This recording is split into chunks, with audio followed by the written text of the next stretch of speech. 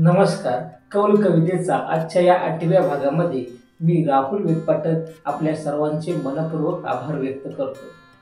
आमच्या 7व्या भागातील कवितेला आपण सर्वांनी अतिशय चांगला प्रतिसाद दिला, याबद्दल मी आपल्या सर्वांचे मनपूर्वक आभार व्यक्त करतो.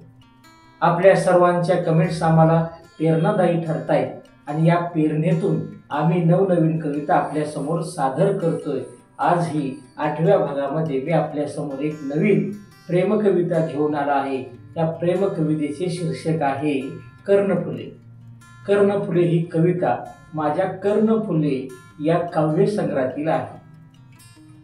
कर्णफुले हा काव्यसंग्रह 2021 साली प्रकाशित झाला.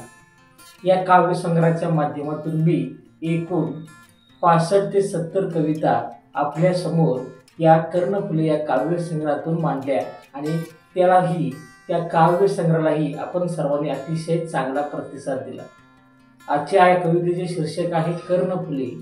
ही प्रेमकविता असल्याने मी आपल्या समोर एक वेगळ्या रंगामध्ये ही कविता आज सादर करणार आहे.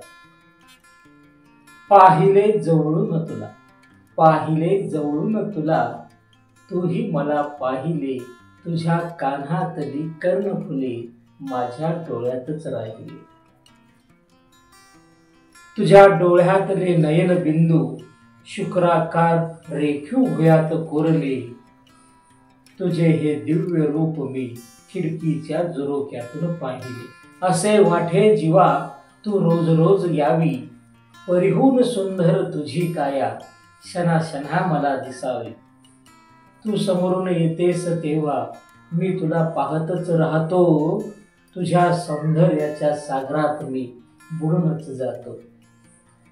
असे का होते हे मला अजून समजले नाही, असे का होते हे मला अजून समजले नाही.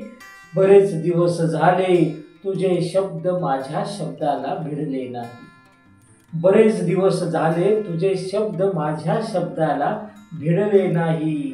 मी जिवंत आहे तोपर्यंत पेन हातात घेईन, मी जिवंत आहे तोपर्यंत पेन हातात घेईन. जे तुझ्याबद्दल 4 शब्द सुचतील त्यांना चिरंतराची साथ देईल, त्यांना चिरंतराची साथ देईल. कौल कवितेचा आजच्या या 8व्या भागामधील कर्णफुले ही कविता आपल्याला कशी वाटली हे आम्हाला कमेंट बॉक्समध्ये कमेंट देऊन कळवा. आणि आपले राहुल वेदपाठक हे यूट्यूब चॅनेल लाईक करा, शेअर करा, सबस्क्राईब करा, बेल आयकॉन बटन दाबायला विसरू नका. आणि भेटूया नवीन कवितेसह पुढील गुरुवारी. धन्यवाद.